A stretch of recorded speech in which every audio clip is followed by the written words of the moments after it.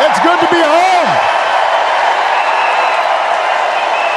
It is good to be home, and I don't know about you, but I'm feeling fired up.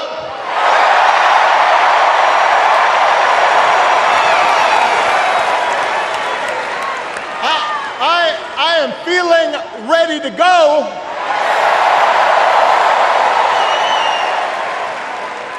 Even if I am the only person stupid enough to speak after Michelle Obama.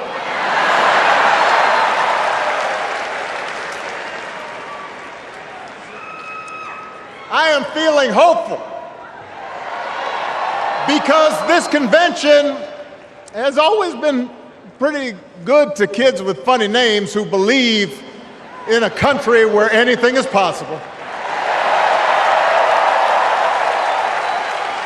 Because we have a chance to elect someone who has spent her entire life trying to give people the same chances America gave her. Someone who sees you and hears you and will get up every single day and fight for you. The next president of the United States of America, Kamala Harris.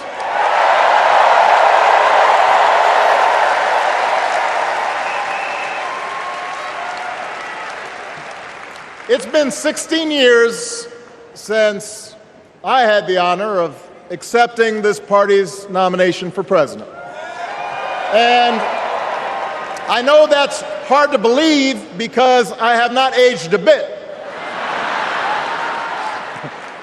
But it's true. And looking back, I can say without question that my first big decision as your nominee turned out to be one of my best. And that was asking Joe Biden to serve by my side as vice president.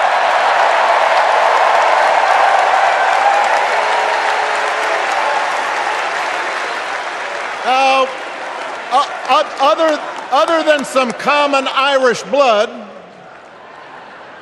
Joe and I come from different backgrounds. But we became brothers. And as we worked together for 8, sometimes pretty tough years, what I came to admire most about Joe wasn't just his smarts, his experience. It was his empathy and his decency and his hard-earned resilience, his unshakable belief that everyone in this country deserves a fair shot.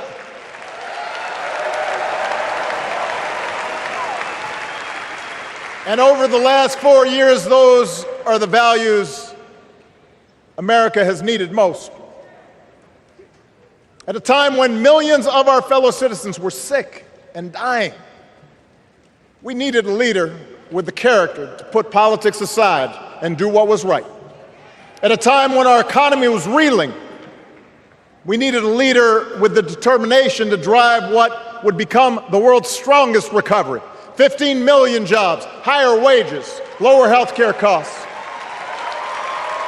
At a time when the other party had turned into a cult of personality, we needed a leader who was steady and brought people together and was selfless enough to do the rarest thing there is in politics, putting his own ambition aside for the sake of the country.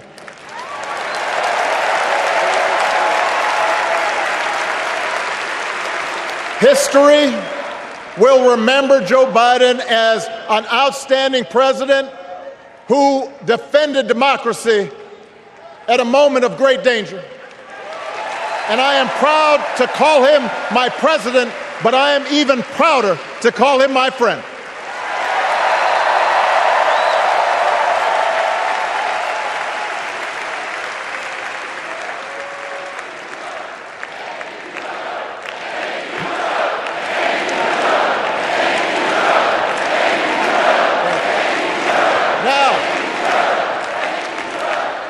The torch has been passed.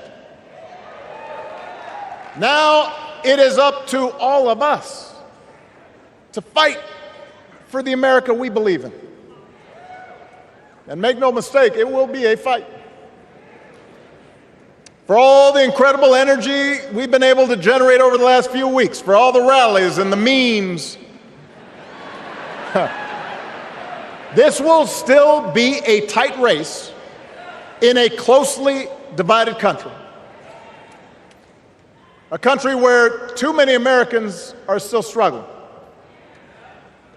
Where a lot of Americans don't believe government can help. And as we gather here tonight, the people who will decide this election are asking a very simple question. Who will fight for me? Who's thinking about my future, about my children's future, about our future together? One thing is for certain, Donald Trump is not losing sleep over that question.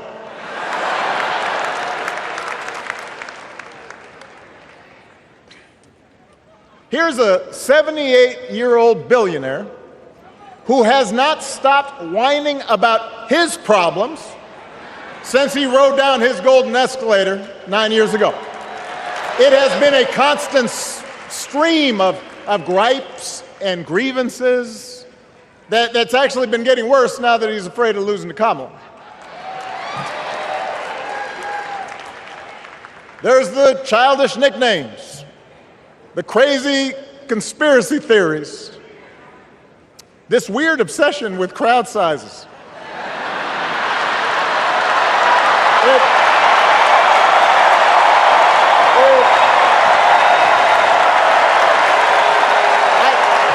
It just goes on and on and on.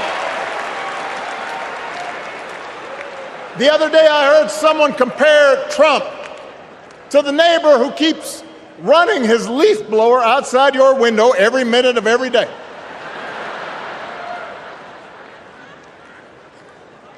Now, from a neighbor, that's exhausting. From a president, it's just dangerous. The truth is, Donald Trump sees power as nothing more than it means to his ends. He wants the middle class to pay the price for another huge tax cut that would mostly help him and his rich friends. He killed a bipartisan immigration deal written in part by one of the most conservative Republicans in Congress that would have helped secure our southern border because he thought trying to actually solve the problem would hurt his campaign. He doesn't. Do not boo. Vote.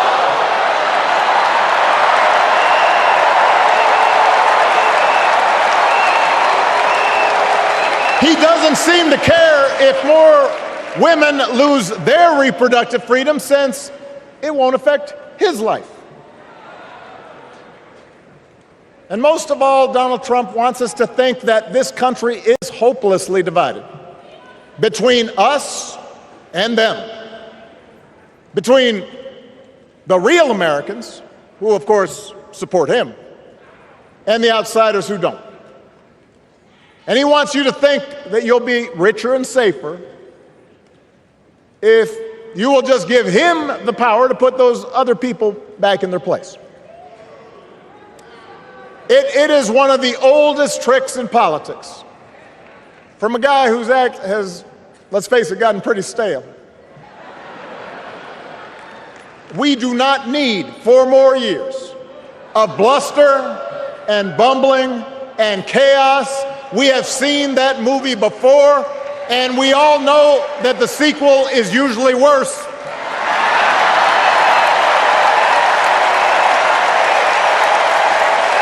America's ready for a new chapter. America's ready for a better story. We are ready for a President Kamala Harris.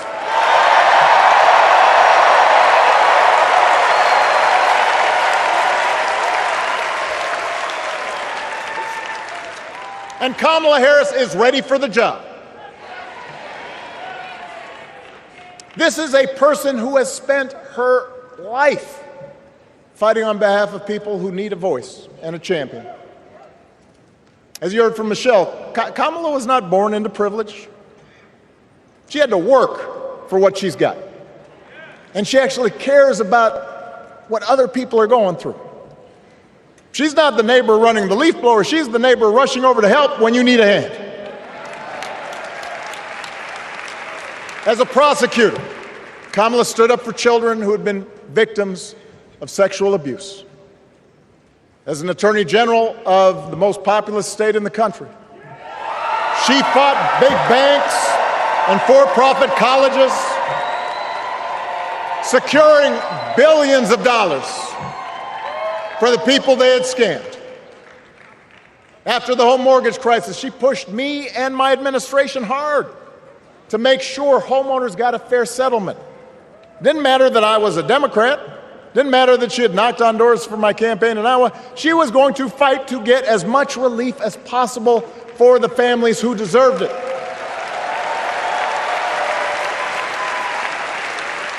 As vice president, she helped take on the drug companies to cap the cost of insulin, lower the cost of health care, give families with kids a tax cut. And she is running for president with real plans to lower costs even more and protect Medicare and Medicaid and sign a law to guarantee every woman's right to make her own health care decisions.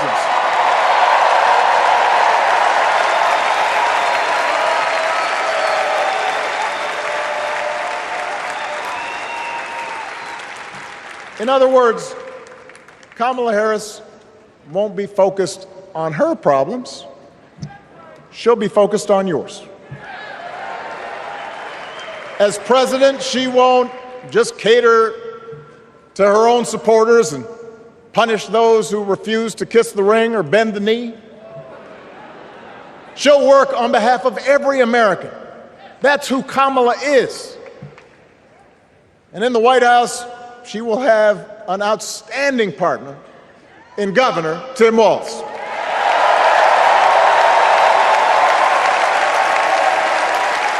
Let me tell you something. Let me tell you something. I love this guy. Tim is the kind of person who should be in politics.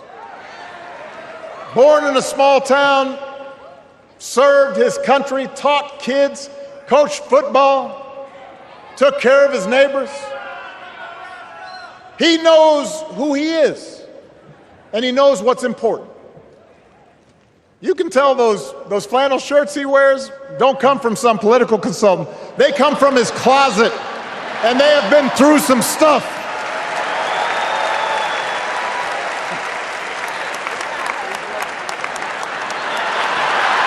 They have been through some stuff. That's right.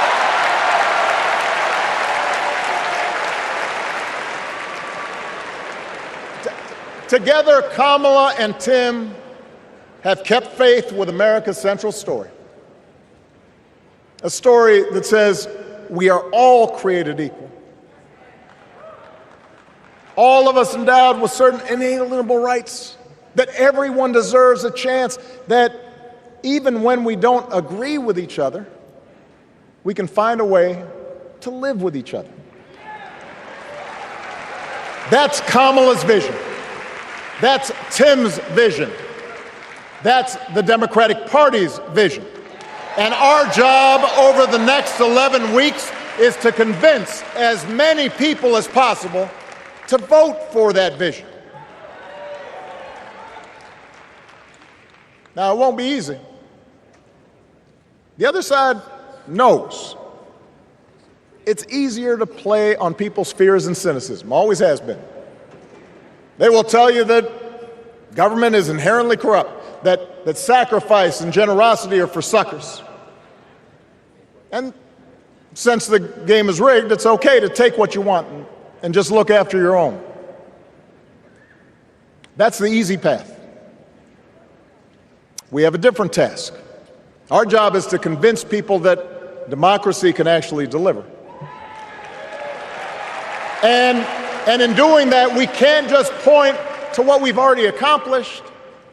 We can't just rely on the ideas of the past. We need to chart a new way forward to meet the challenges of today. And Kamala understands this. She knows, for example, that if we want to make it easier for more young people to buy a home, we need to build more units and clear away some of the outdated laws and regulations that made it harder to build homes for working people in this country. That is a priority, and she's put out a bold new plan to do just that.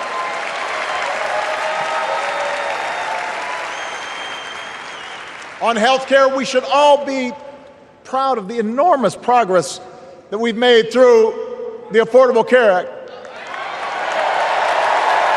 providing millions of people access to affordable coverage, protecting millions more from unscrupulous insurance practices.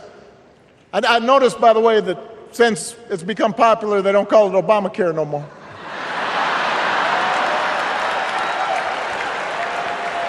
But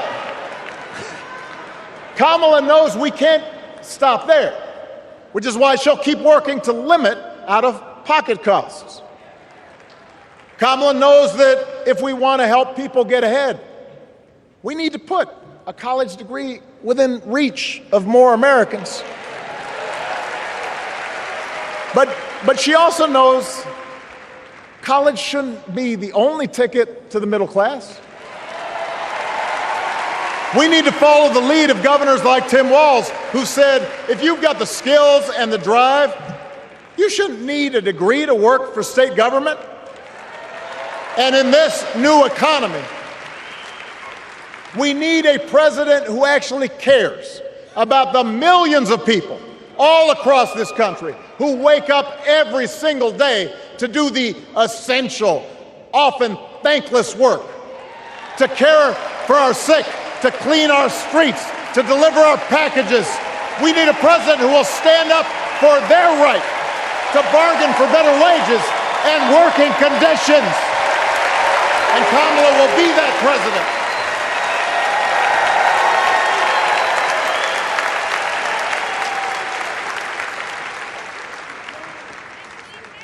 Yes, she can.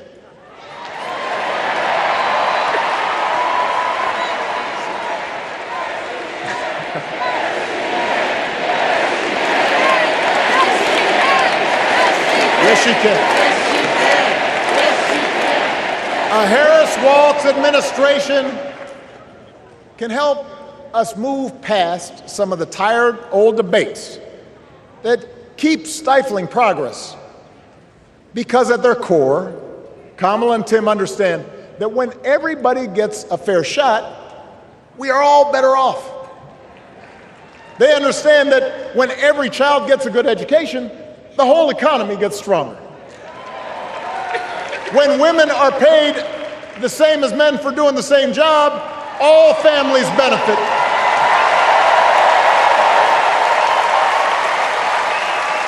They understand that we can secure our borders without tearing kids away from their parents, just like we can keep our streets safe while also building trust between law enforcement and the communities they serve and eliminating bias. That will make it better for everybody.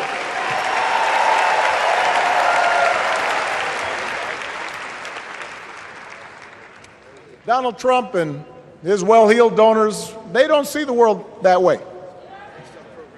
For them, one group's gains is necessarily another group's loss. For them, freedom means that the powerful can do pretty much what they please, whether it's fire workers trying to organize a union, or put poison in our rivers, or avoid paying taxes like everybody else has to do. Well, we have a broader idea of freedom. We believe in the freedom to provide for your family if you're willing to work hard. The freedom to breathe clean air and drink clean water and send your kids to school without worrying if they'll come home. We believe that true freedom gives each of us the right to make decisions about our own life, how we worship, what our family looks like, how many kids we have, who we marry. And we believe that freedom requires us to recognize that other people have the freedom to make choices that are different than ours. That's okay.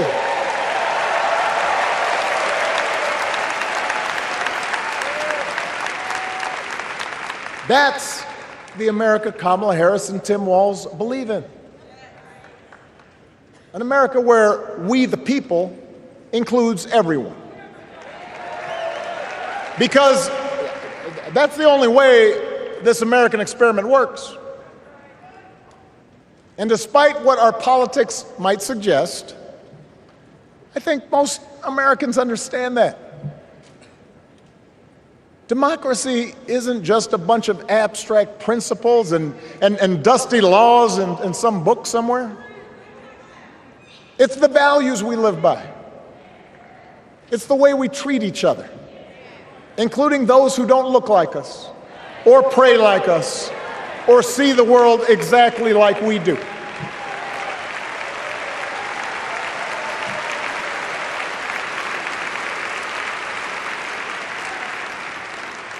That sense of mutual respect has to be part of our message. Our politics have become so polarized these days that all of us across the political spectrum seem so quick to assume the worst in others, unless they agree with us on every single issue. We start thinking that the only way to win is to scold and shame and out-yell the other side. And after a while, regular folks just tune out, or they don't bother to vote. Now, that approach may work for the politicians who just want attention and thrive on division, but it won't work for us to make progress on the things we care about, the things that really affect people's lives. We need to remember that we've all got our blind spots and contradictions and prejudices, and that if we want to win over those who aren't yet ready to support our candidates, we need to listen to their concerns and maybe learn something in the process. After all, if a parent or grandparent occasionally says something that makes us cringe, we don't automatically assume they're bad people. We recognize that the world is moving fast, that they need time and maybe a little encouragement to catch up. Our fellow citizens deserve the same grace we hope they'll extend to us.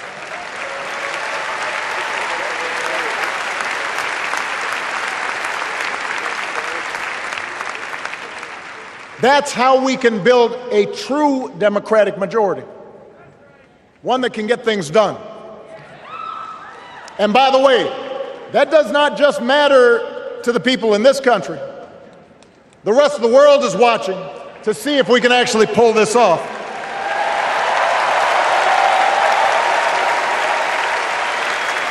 No nation, no society has ever tried to build a democracy as big and as diverse as ours before. One that includes people that over decades have come from every corner of the globe. One where our allegiances and our community are defined not by race or blood, but by a common creed. And that's why when we uphold our values, the world's a little brighter. When we don't, the world's a little dimmer. And dictators and autocrats feel emboldened. And over time, we become less safe. We shouldn't be the world's policemen, and we can't eradicate every cruelty and injustice in the world. But America can be and must be a force for good, discouraging conflict, fighting disease, promoting human rights, protecting the planet from climate change, defending freedom, brokering peace. That's what Kamala Harris believes, and so do most Americans.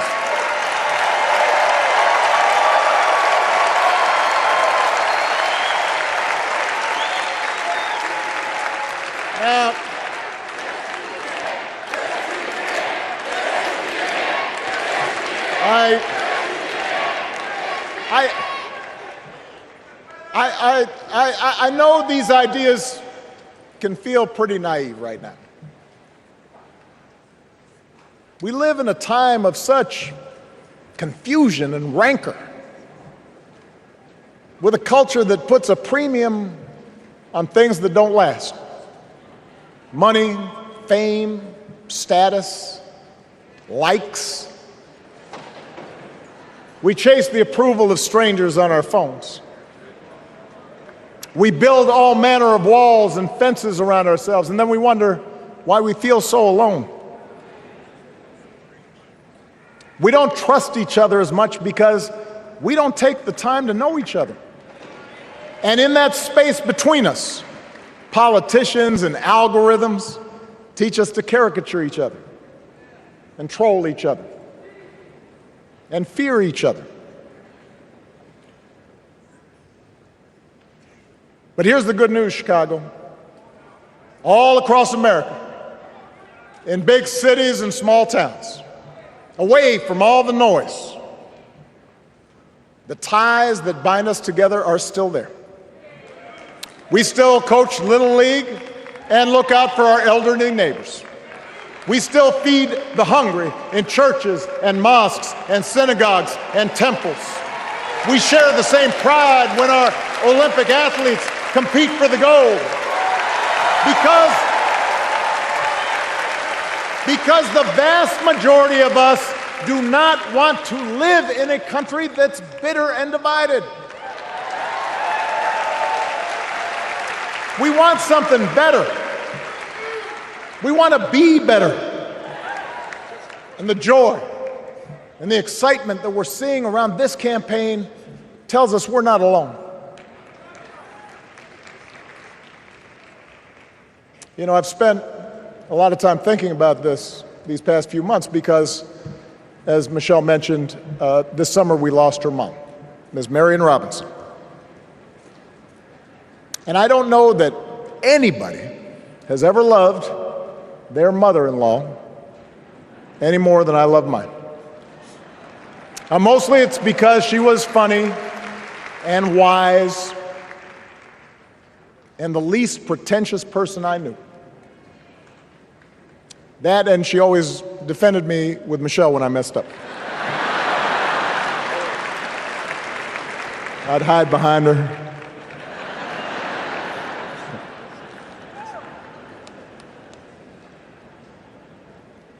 But I also think one of the reasons Mary and I became so close was she reminded me of my grandmother, the woman who helped raise me as a child. And on the surface, the two of them did not have a lot in common. One was a black woman from right here, south side of Chicago, right down the way. Went to Englewood High School. The other was a little old white lady born in a tiny town called Peru, Kansas. Now, I know there aren't that many people from Peru.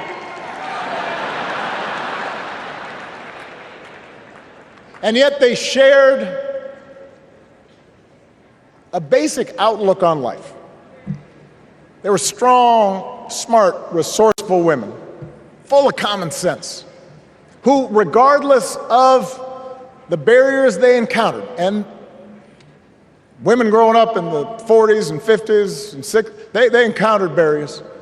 They still went about their business without fuss or complaint and provided an unshakable foundation of love for their children and their grandchildren. In that sense, they both represented an entire generation of working people who, through war and depression, discrimination and limited opportunity, helped build this country. A lot of them toiled every day at jobs that were often too small for them and didn't pay a lot. They willingly went without just to keep a roof over their families' heads, just to give their children something better. But they knew what was true. They knew what mattered. Things like honesty and integrity, kindness and hard work. They weren't impressed with braggarts or bullies. They didn't think putting other people down lifted you up or made you strong. They didn't spend a lot of time obsessing about what they didn't have. Instead, they appreciated what they did. They found pleasure in simple things. A card game with friends, a good meal, and laughter around the kitchen table. Helping others. And most of all, seeing their children do things and go places that they would have never imagined for themselves.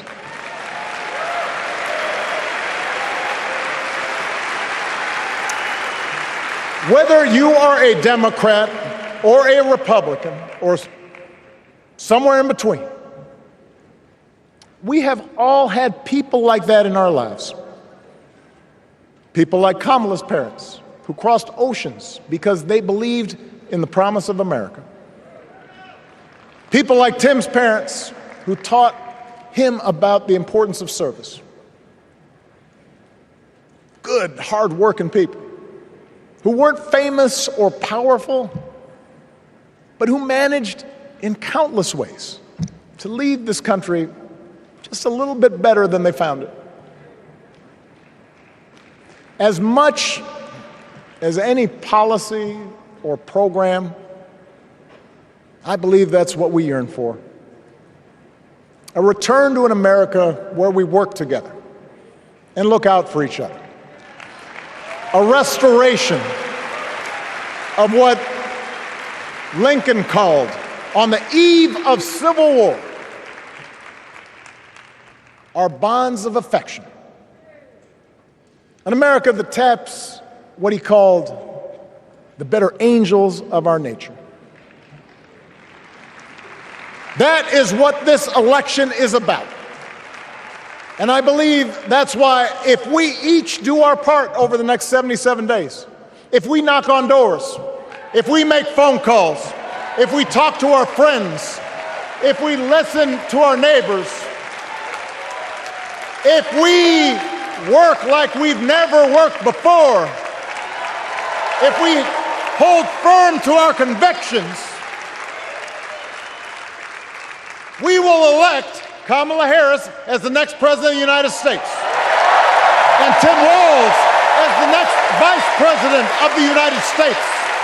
We will elect leaders up and down the ballot who will fight for the hopeful, forward-looking America we all believe in, and together we too will build a country that is more secure and more just, more equal, and more free.